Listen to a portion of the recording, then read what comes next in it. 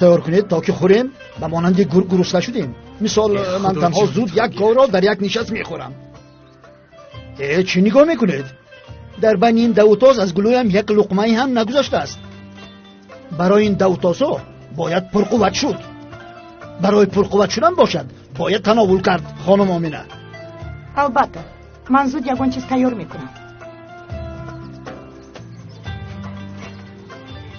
یلدا آمدم. مرا دعوت میکند. تو بازدید.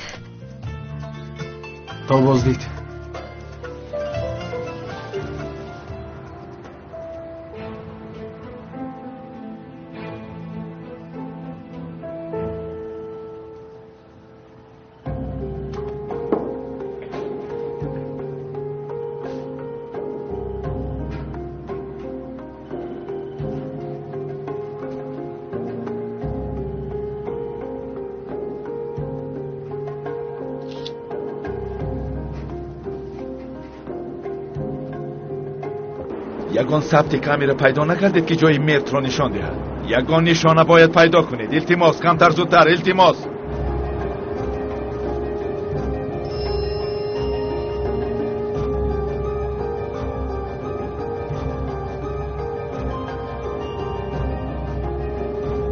تو انتظار شو. می آیم. انتظار شو. انتظار شو پلید.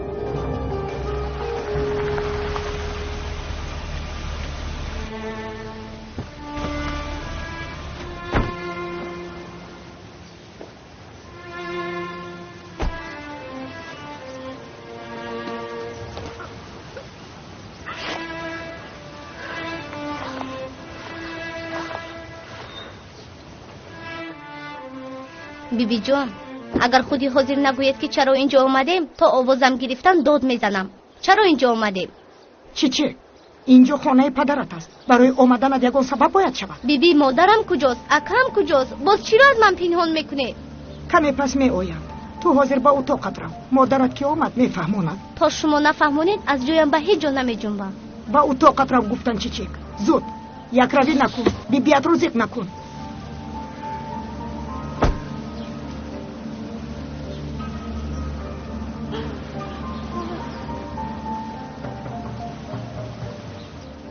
تو خوب هستی؟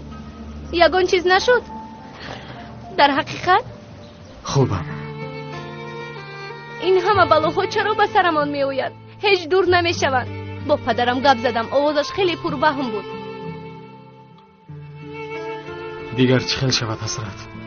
معلوم نیست که مرد در کجاست. اگر به مرد یگان چیز شود چی؟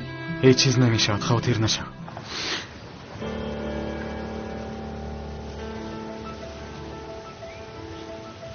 تو اکنون خلاص شدی.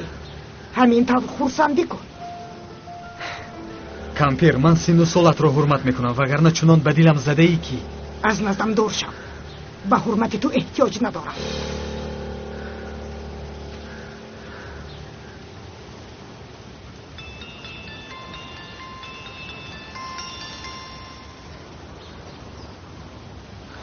الو. قادر در کجایی؟ در خانه. اگر مساعد باشی به نظر بیایم. مالش.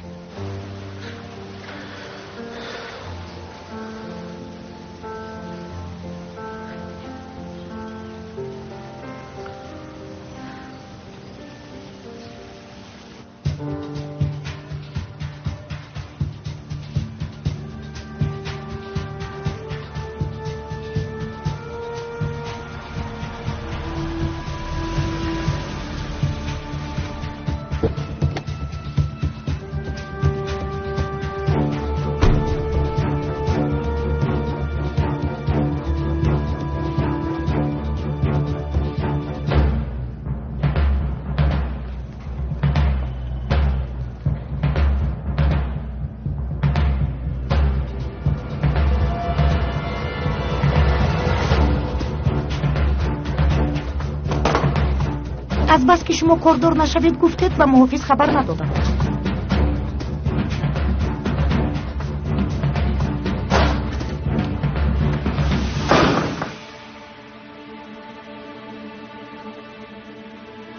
پسرم در کجاست؟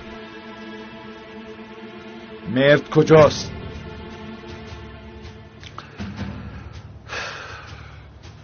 آفیس زیبا داشته اید. در حقیقت بسیار زیبا آرا داده اید. تو تمام این کتاب ها رو خوندی؟ باز یک چیزی دیگر، در تابستان این حیوان رو استفاده میبرید؟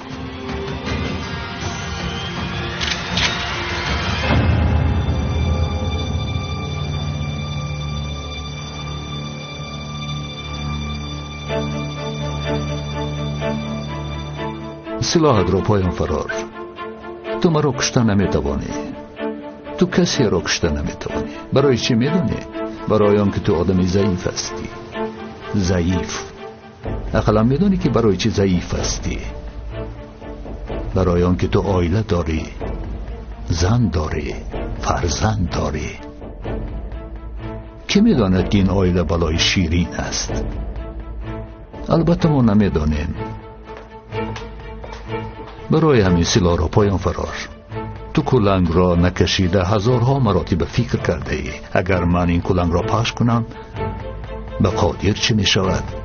حضرت چی کار می کند؟ آیا چی چک به این تاب آورده می توانسته باشد؟ حالا باشد مرد پیدا نشده است. فهمیدی؟ برای همین تو کلنگ را پخش کرده نمی توانی.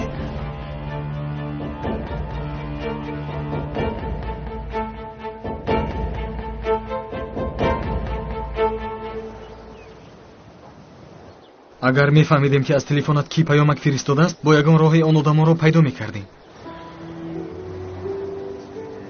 این کاری کدام لعنتی باشد؟ با امکی کمال هم گفتم من نمیدونم قادر. در کارگاه شما کامراهای نظارتی نیستند؟ کامراها یک هفته است که کار نمیکنند.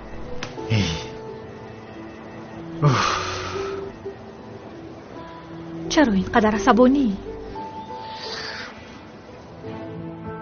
آخر تا حال معلوم نیست که مرد در کجاست. من باشم با تو نشسته صحبت میکنم. این مرا ناراحت میکند. خودم را مثل خائن حس میکنم. سبب این همه بوسیدنم است. آن شام خواستم که مرد را کمی زیق کنم. مرا عذاب داد و من هم خواستم که او را عذاب دهم. میدونم که کاری خوب نکردم. من هم خود را خیلی بد حس میکنم. هنگامی زنگ زدن فکر کردم که با من صحبت کردن نمیخواهی. خواستم کمی وقت دهم. تو آدم خوبی قادر، دل صاف داری. من تنها نیک یا بد بودنت را دانستن میخواستم. مرد هم خلاص میشود. شاید باوری خالی باشد اما من باور میکنم.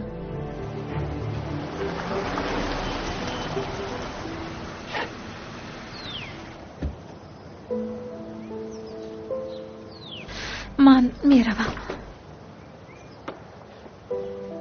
تشکر برای آنکه آمدی.